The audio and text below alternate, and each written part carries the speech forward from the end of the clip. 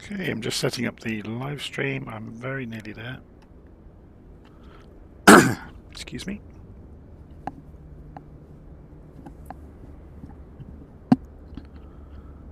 Okay, so we are at Coningsby in the north of England in Microsoft Flight Simulator 2024, and we have the IndiaFoxtEcho Lockheed Martin F35 Lightning II in front of us. Bit of a mouthful.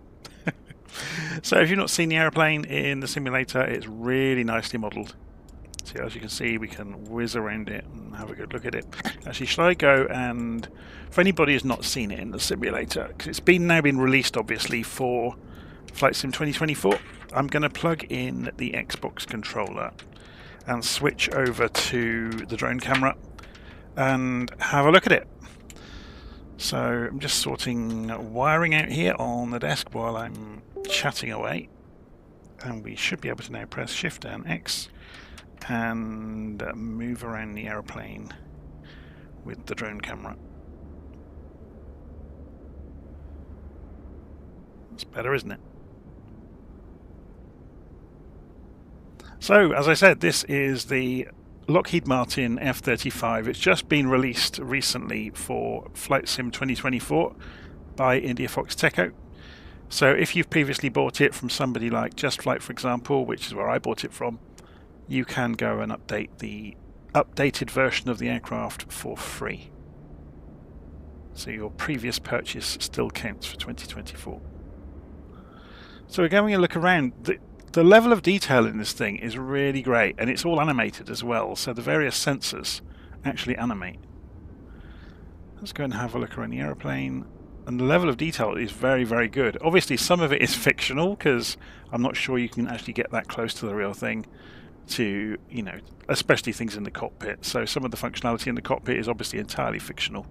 They're not really sure what appears, or maybe some of it might be semi-accurate according to, you know, what is known, what can be seen, and other parts of it are just made up. So we'll see. You can see the modelling and the texturing around it is really nice.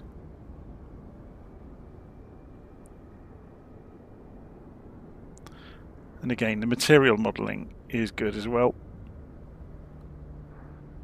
So it's fully animated in terms of, this is the B model, by the way, that does vertical landings. So we'll have a look at that when we play with it. It has two different control schemes. Okay, so if we go and jump inside the aeroplane, which is Shift and X to do that, and then backspace. So let's go and turn on head tracking to begin with. Okay, head tracking seems to work. Look at the field of view you've got. It's absolutely brilliant. Imagine dogfighting in this thing. You've got almost nothing in your way. And obviously, I don't know if you're aware of this, obviously civilians haven't seen it, but the real aircraft is covered in sensors. So it's funny enough, our car does this trick, but obviously the F-35 has been doing this trick for over a decade in the real world. Within the helmet-mounted cueing system, the pilot can see through the body of the aeroplane in any direction. So during a dogfight, for example, the sensors can essentially superimpose what's the other side of the cockpit. So you can see essentially straight through the floor of the aeroplane. Okay, so the aeroplane essentially, to the pilot, becomes invisible.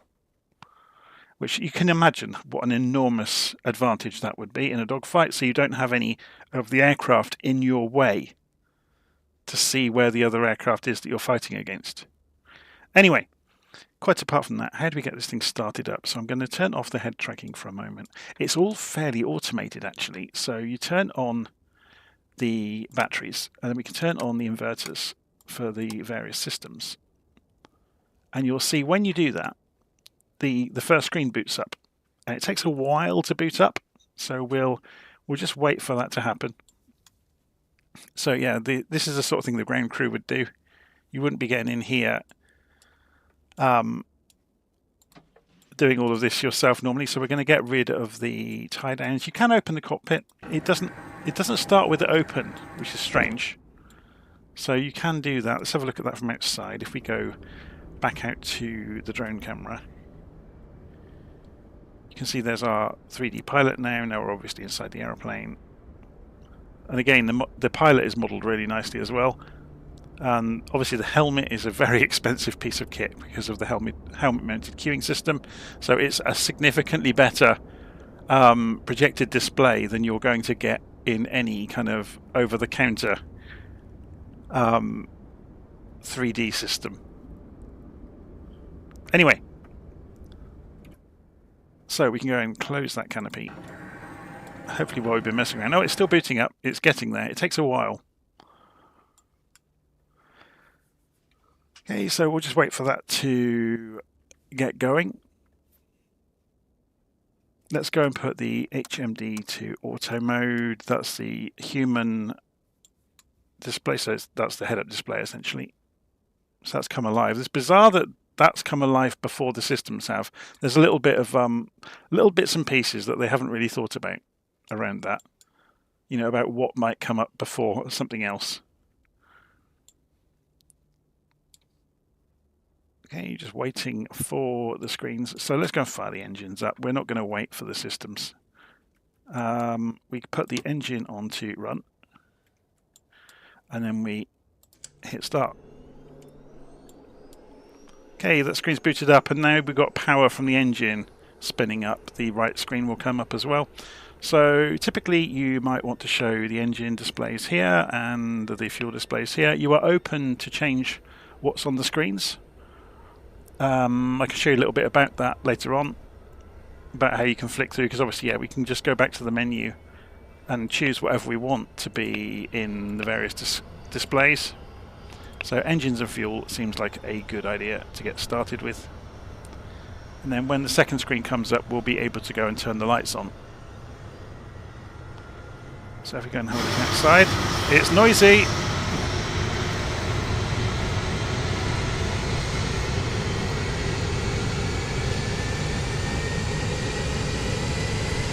The engine's fully animated as well, so as we'll wait for it to spool up. So you can see it's still coming up to speed, and it's just about there now. The screens are just coming up on the second system here. So if we go and sit outside with it on the parking brake, just make sure we've got the parking brake on.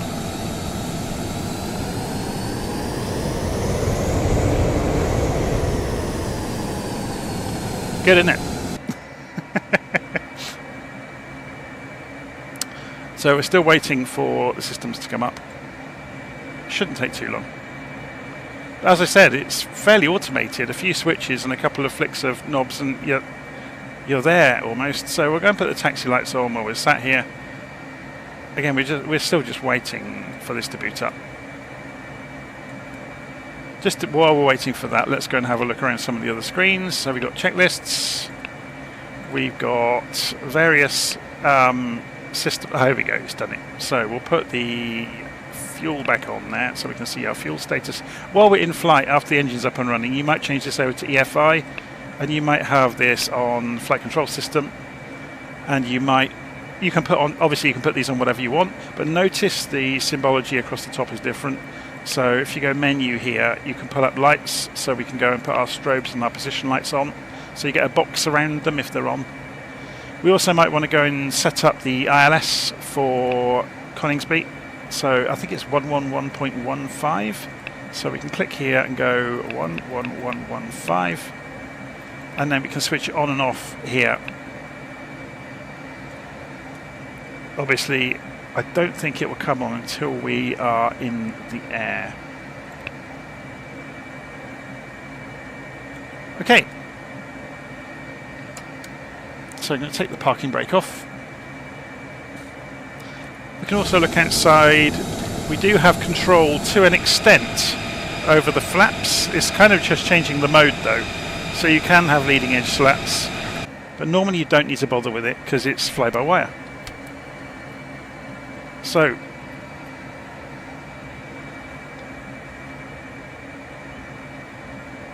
Now, you will need to map a button to do the nose wheel steering, okay? Or a keyboard combination. I've said Control-Alt-S. Watch the HUD. Notice it just came up saying NWS. If I press it again, NWS high. So if I just change it to NWS again. So you have to map that, otherwise you get no nose wheel steering. So high is obviously for inside hangars, where the airplane can essentially swap ends.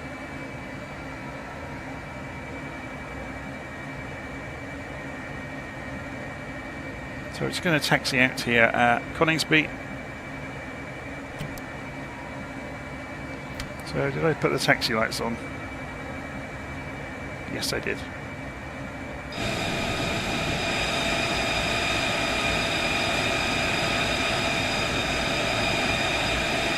Looks the part, doesn't it?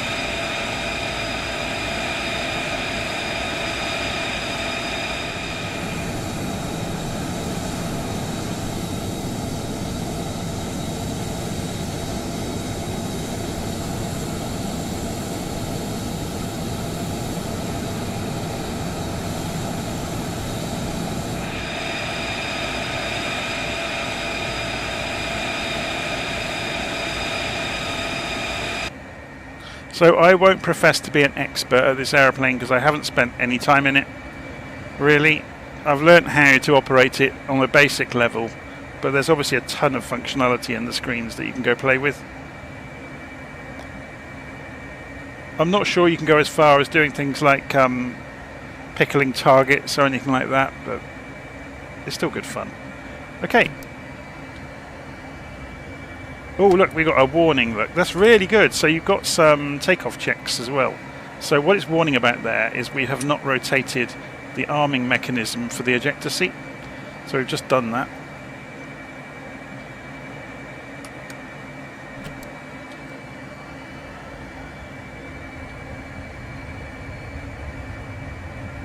So we'll go full military power. 130, 40, 50, gently pull back, gear up, we're in the air, 250 knots, 300 knots,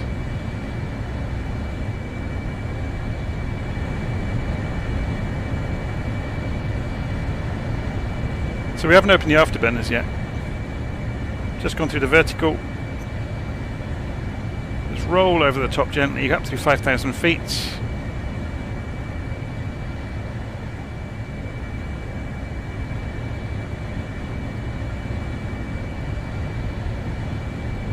Notice how precise it is in its movements.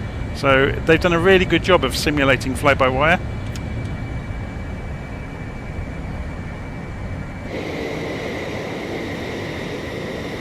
Looks awesome, doesn't it?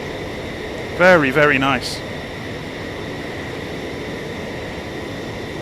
So you also see there's some animations of the air compressing around the roots of the wings. You also get contrails behind us. We're not going fast enough to see them at the moment. Notice all the control surfaces animating and kicking in to help control the aeroplane. Look, we're down to 70 knots. So it's giving some warnings about low speed, but nothing too drastic. So we're falling back towards the floor. Let's go along the runway. So we're at idle, and we're dropping like a stone. It's quite a slippery little lump.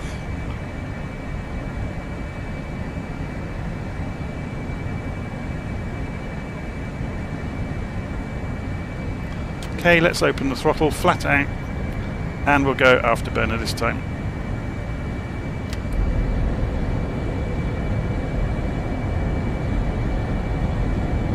Okay, let's pull up.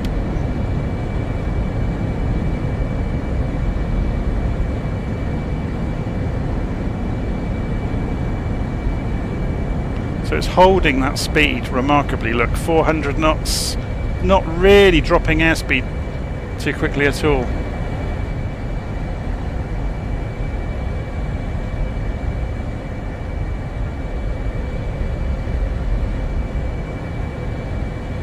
up to 18,000 feet and roll it out.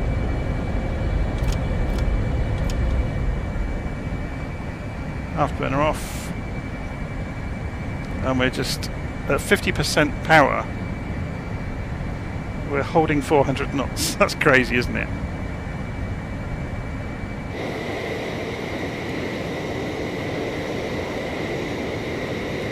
So I'll give you an idea of what I was on about with it being precise.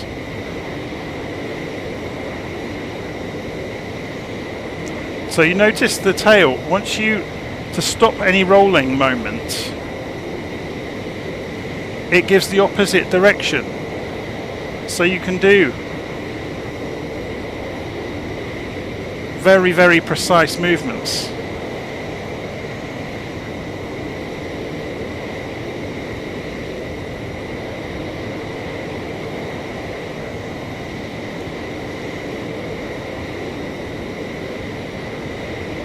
I love the sensor suite animating.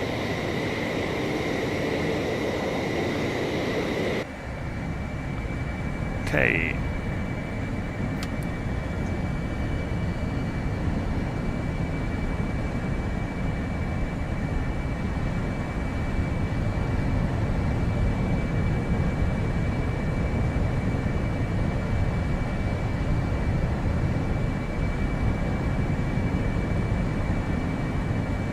Come back in towards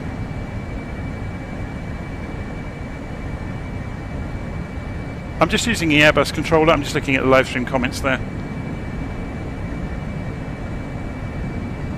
I haven't got any special controllers plugged in. So how are we doing for fuel? This thing gets through the fuel pretty quickly, so let's go and have a look. Fuel. Yeah, it's chewing through it pretty fast.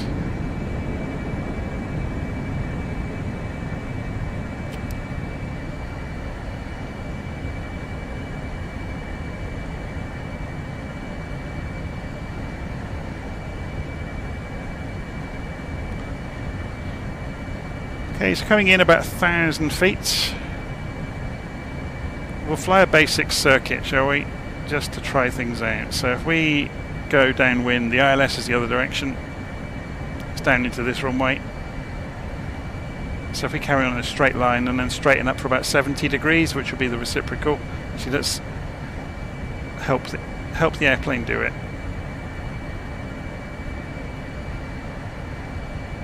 And then we'll go down range a little way and then turn back in.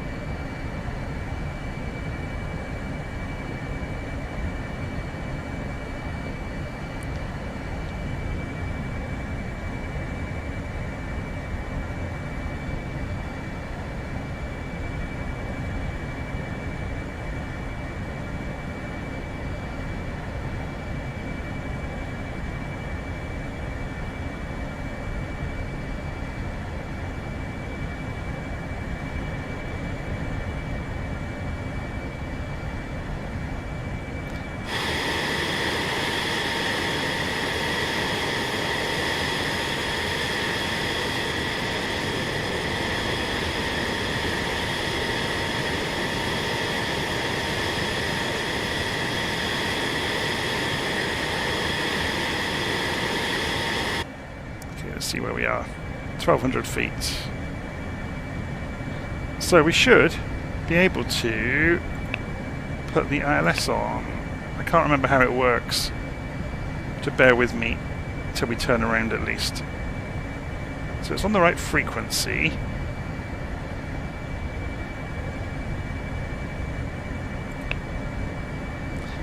Oh, it might not do it until we're in landing configuration, actually, thinking about it. So we'll turn around in a bit. Let's have a look on the map and see where we are. Let's clear up the map. So we're just going downwind and then we'll turn in.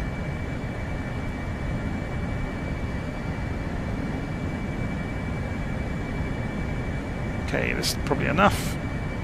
Lose some speed in the turn. Gear down. And it still won't let me play with the ILS. I wonder why. There's the runway. There it goes. So you can see we are below the beam. So if I just straighten us up, we can see it on here as well.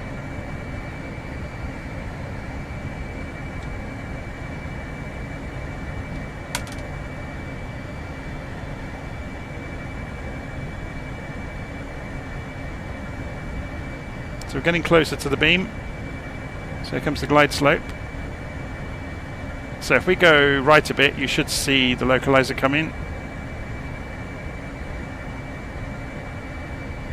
It's good to see how this compares to the puppy lights, isn't it? So we're on the glide slope, and here comes the localizer.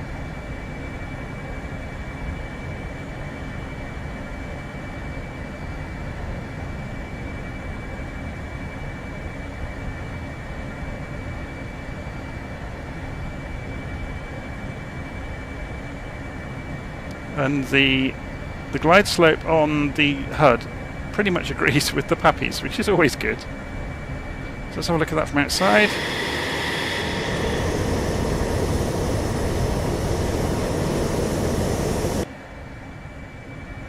So we drifted a little bit high. Just fall back down onto the glide slope.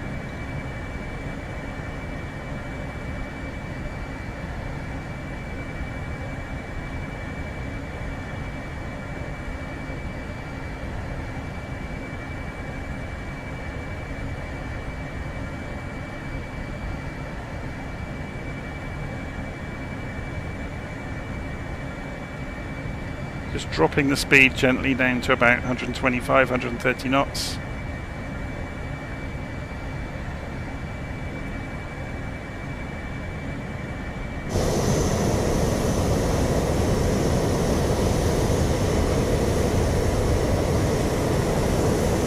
So I'm going to do a touch and go and just come into the outside view so you can see the aeroplane interact with the ground.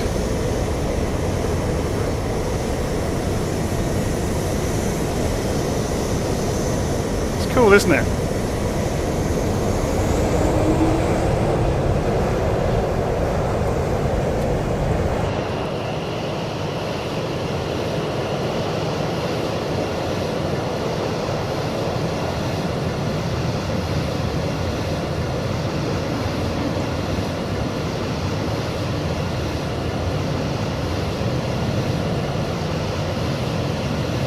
So we'll go back down range and then we'll come back.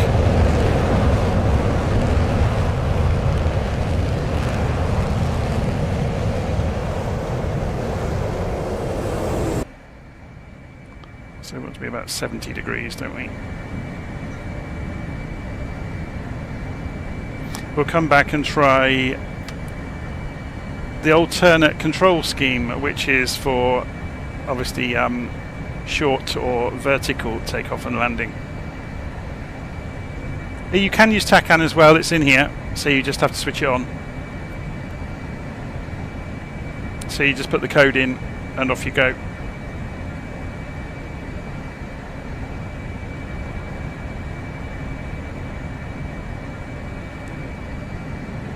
So we just did a bit of a shortcut there to go back down range instead of flying a circuit at all.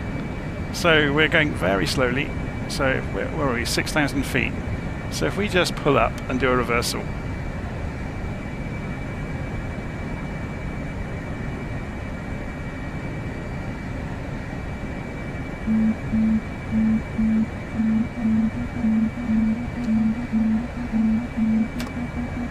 So gear down.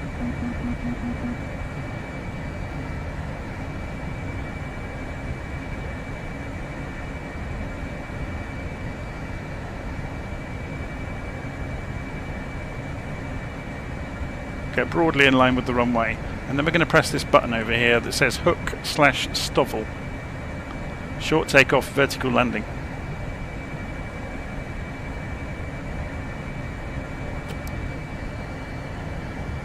So that button changes the operation of the aircraft entirely. You don't have to fly it in the hover as you would a Harrier. It flies itself. You are directing it, not flying it.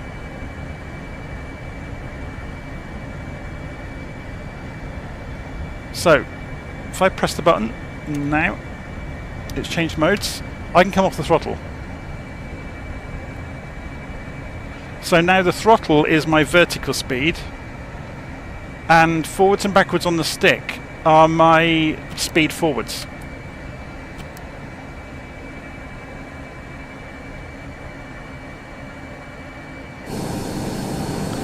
So obviously it's gone and popped open and rotated the engine to do that. So it's almost completely transparent to you as the pilot. So nose down will move us forwards.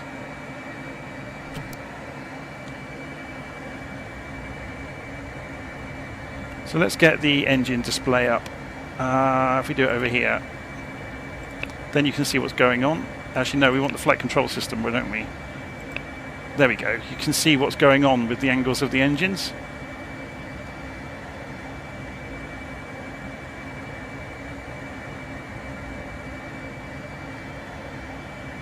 So if I hold it about 50% or just shortly more and pull the nose up, or go for 0 and pull the nose up, you can see we can bring the aeroplane to a stop.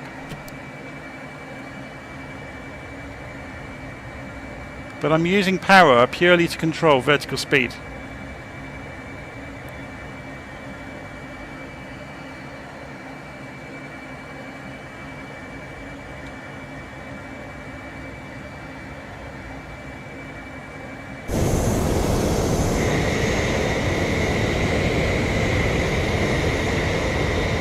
How stable it is.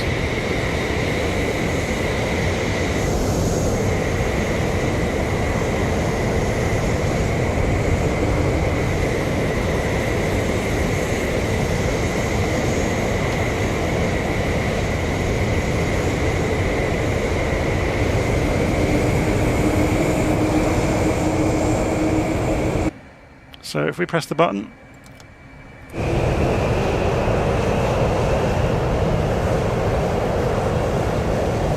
so it really is fly-by-wire. Look, we've suddenly got control again.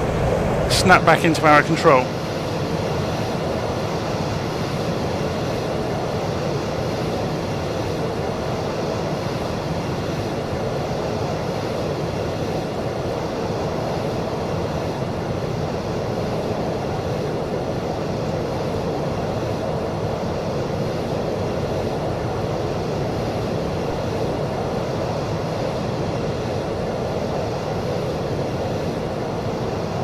Incredibly maneuverable.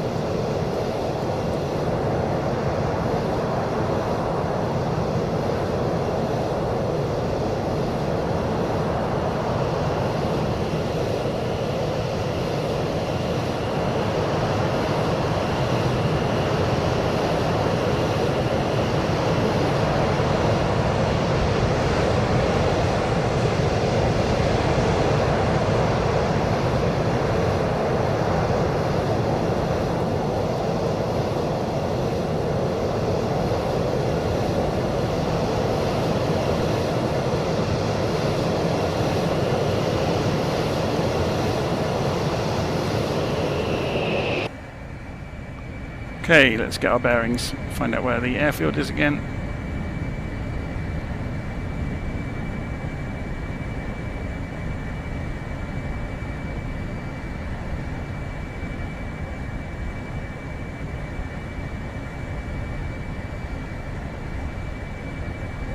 And there it is, right underneath us. Okay, so 70 degrees or thereabouts. Go downwind and we'll come back in.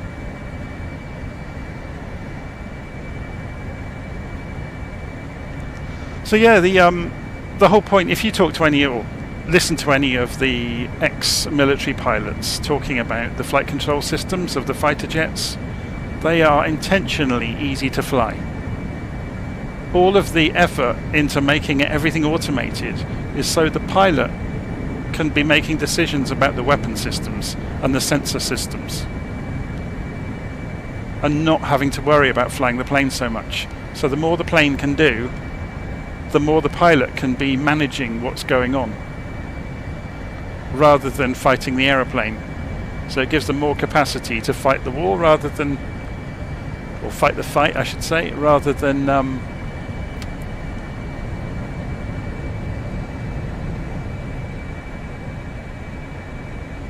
rather than fight the aeroplane. That's one way of putting it. Okay, let's bring this back in. So we're slow. So let's go and look at the gear coming down.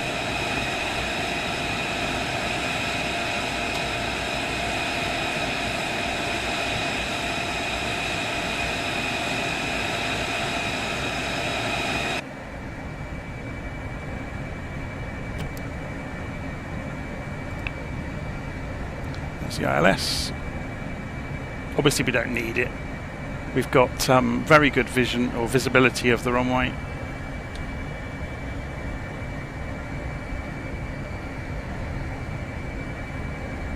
Getting quite low on fuel though. So let's go and get back onto the glide slope.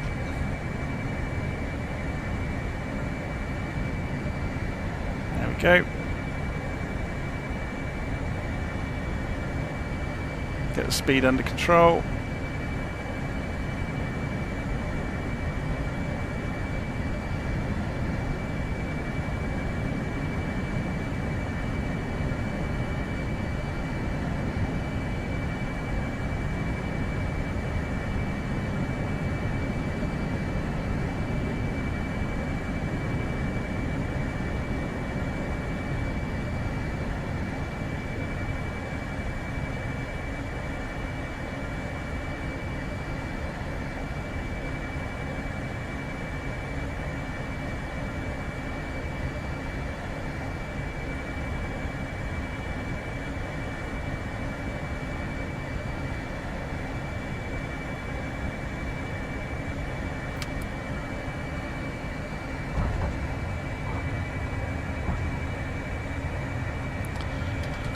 Okay, we'll just roll back in. So this is just a really quick test really to put the airplane through its paces, to show you guys how easy it is to fly and take it for a flight, and to show off Coningsby. This version of Coningsby that you can buy for Flight Sim 2024 is very, very good.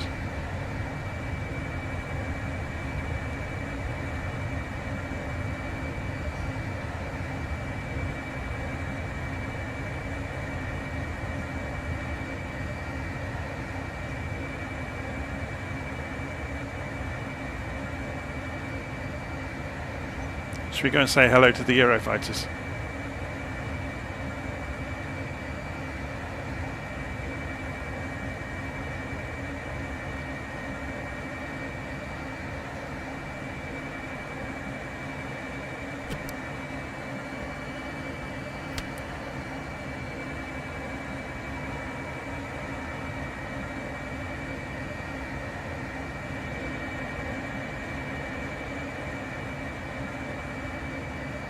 There's a Lightning parked just behind them over there. Should we go and have a nosy at it?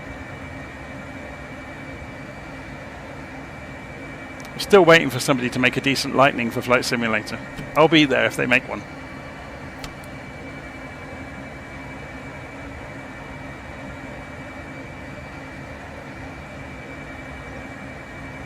See, there's a proper aeroplane. Designed to do one job. Go up very, very quickly and fire a missile. Similar job to the Starfighter, really. Just get to altitude at extreme speed and fire a missile.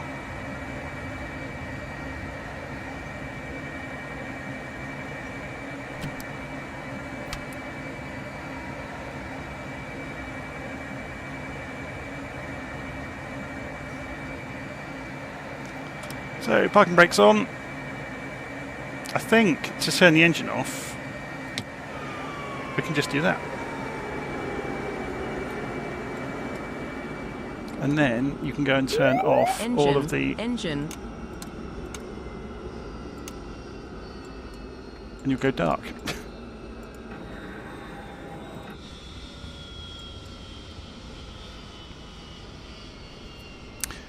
So there you go, that was the F35. Hopefully you enjoyed that. It was a very quick look at it, but take it for a few laps of Coningsby and then bring it in and have a nosy around the base as well. I'll see you again soon. Take care.